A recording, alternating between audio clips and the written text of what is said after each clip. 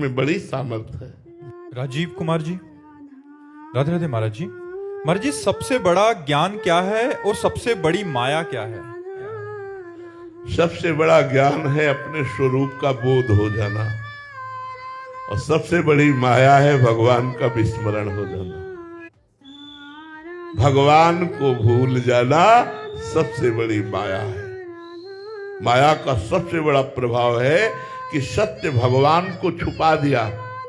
जहां ना सतो विद्यते भावो ना भाव विद्यते सता, वहां सत का अभाव दिखाई दे रहा है, जबकि सत का कभी अभाव नहीं है। असत का भाव दिखाई दे रहा है और सत का अभाव दिखाई दे रहा है। यही सबसे बड़ी माया है कि जो सत्य सच्चिदानंद सर्व रूपों में भगवान विराजमान है, उनका विस्मरण करा देना सबसे बड़ी माया है। और सबसे बड़ा ज्ञान है स्वरूप का बोध हो जाना, अपने स्वरूप का बोध हो जाना।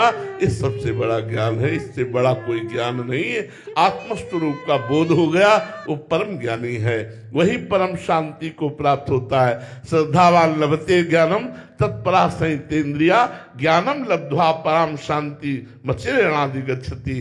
तो आत्मस्वरूप का बोध हो जाना सबसे बड़ा ज्ञान है, और भगवान का विस्मरण हो जाना ये सबसे बड़ी माया है। भगवान के विस्मरण से ही हमारी दुर्गति होती है। देखो, हमारी बात को अंतःकरण से समझिएगा, तब आप समझ पाएंगे कौन सा ऐसा ज्ञान नहीं जो हमको होना। हम सबको ज्ञान है शरीर और संसार नाशवान है, सबको ज्ञान है सत्य भगवान है, सबको ज्ञान है यहां सब कुछ छूट जाएगा। इतना तो ज्ञान प्यारे है ही, एक दूसरे की मृत्यु को देख करके फिर इसका प्रयोग क्यों नहीं हो रहा, फिर भी उसी में। तो यही भगवान की विचित्र माया है जो हमें भगवत विस्मरण कराकर भोगों में फंसाए हुए है। सबसे बड़ी माया ये, और सबसे बड़ा ज्ञान ये कि हमें अपने आत्मस्वरूप भगवान का बोध हो जाए, तभी बात बन जाए। सुभाष चंद्र जी, फिरोजाबाद से।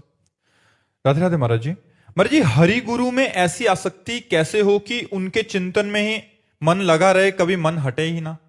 गुरुदेव ने जो नाम मंत्र दिया है, अगर इसका निरंतर जप हो तो हरि गुरु में पक्का आसक्ति हो जाएगी। जैसे जैसे हमें भगवदानंद की अनुभूति होती है, वैसे वैसे गुरु जी हमें प्राण प्यारे लगने लगते हैं।